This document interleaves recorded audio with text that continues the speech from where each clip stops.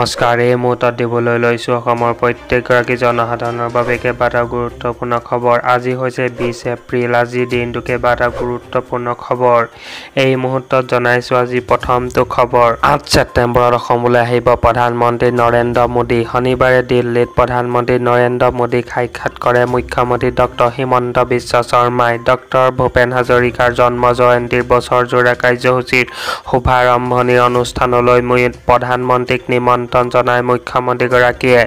অহা 8 ছেপ্টেম্বৰত সুধাকণ্ঠৰ বছৰজোৰা জন্ম জয়ন্তী পালন অনুষ্ঠানলৈ আহিব বুলি নিশ্চিতি দিছে প্ৰধানমন্ত্ৰী নৰেন্দ্ৰ মোদীয়ে। মুখ্যমন্ত্ৰী ডক্টৰ হিমন্ত বিশ্ব শৰ্মাই সামাজিক মাধ্যমযোগে সহদৰি কৰিছে এই তথ্য।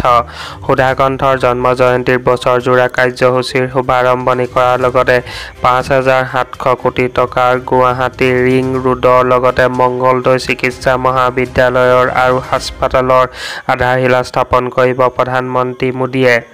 আজিৰ দ্বিতীয়টো খবৰ হৈছে, ৰেচন কাৰ্ডৰ লাখ লাখ হিতাধিকাৰীৰ বাবে নতুনকৈ আহি গ'ল ডাঙৰ কাৰণ। এখন ৰেচন কাৰ্ড থাকিলে আপুনি লাভ কৰিব চৰকাৰৰ 7টা ডাঙৰ সুবিধা। 1 অক্টোবৰৰ পৰা চাউলৰ লগত লাভ কৰিব দাইল, চেনি আৰু নিমখ।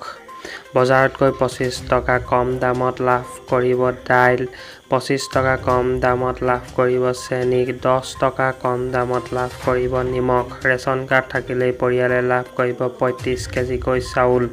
ৰেচন কাৰ্ডখন থাকিলেই আপুনি লাভ কৰিব 5 লাখ টকাৰ বিনামূলীয়া চিকিৎসা সেৱা।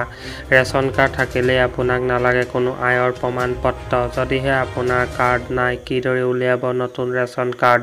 প্ৰথমে ৰেচন দোকানীৰ সৈতে ইয়াৰ বাবে যোগাযোগ কৰিব লাগিব। নতুন সদস্যৰ সকলো তথ্য পাতি যোগান ধৰিব লাগিব বিভাগীয় কৰ্তৃপক্ষক। নতুন সদস্যৰ বাবে Aadhaar card, PAN card, voter card থকাটো বাধ্যতামূলক। অনলাইন যোগেও কৰিব পাৰিব আবেদন। নতুন সদস্যৰ সকলো তথ্য গাঁও পঞ্চায়তৰ জৰিয়তে প্ৰত্যায়িত হোৱাৰ পিছতেই অন্তৰ্ভুক্ত হ'ব নাম। eKYC কৰাৰ সময়তো কৰিব পাৰিব এই কাম। আজিৰ তৃতীয়টো খবৰ হৈছে, দেশৰ লাখ লাখ কৃষকৰ বাবে ভাল খবৰ। কৃষকৰ একাউণ্টত শীঘ্ৰেই সোমাব ধন।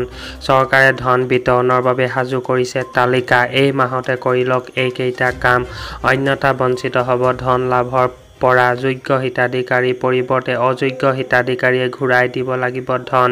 জুন মাহৰ প্ৰথম সপ্তাহতে সোমাব পাৰে PM কিষাণৰ 20 নং কিস্তি। আজিয়ে PM কিষাণৰ ৱেবছাইটত কৃষকে কৰক eKYC। eKYC সম্পূৰ্ণ নোহোৱা কৃষকৰ একাউণ্টত নোসোমায় এই ধন। এই তালিকাত আপোনাৰ নাম অন্তৰ্ভুক্ত আছে নাই চাবলৈ মুকলি হ'ল ৱেবছাইট। অফিচিয়েল ৱেবছাইটৰ ফাৰ্মাৰ কৰ্ণাৰত প্ৰৱেশ কৰক। বেনিফিচিয়াৰী ষ্টেটাছত গৈ চাব পাৰিব নিজৰ নাম। হিতাধিকাৰীৰ বাবে মুকলি কৰা হৈছে টোল ফ্ৰী নম্বৰ।